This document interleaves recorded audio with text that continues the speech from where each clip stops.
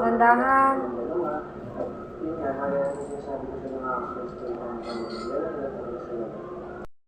Isang truck sa isang bahay sa Pinangonan Rizal. Nakatutukan live sila.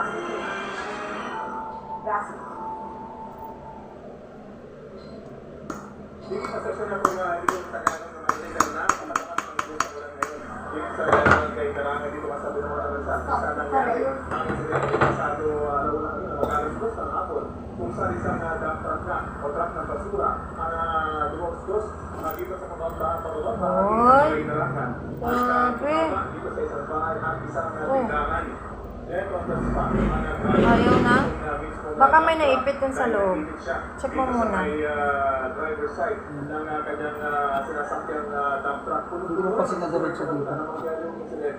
Kwento sa atin ng NPR na nagmunang tinamulan ay nasa taas sa bahagi sila ng kalsada at inutusan ng driver yung kanyang tinatanggal nila yung kalso dahil sila ay pupunta na dito sa bababang bahagi ng kalsada.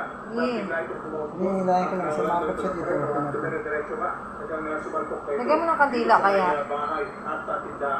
Baka tumigas. Ha?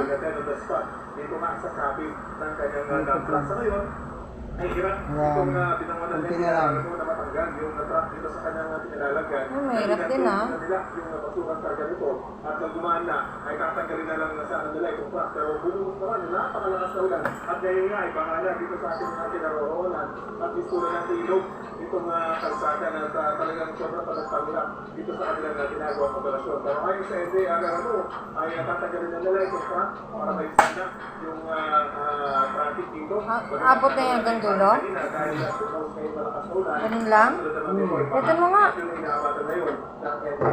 Tapos mo nga hanggang dulo. Sarado mo. Nandahan. Oo, ganun lang. Tortillo lang guys.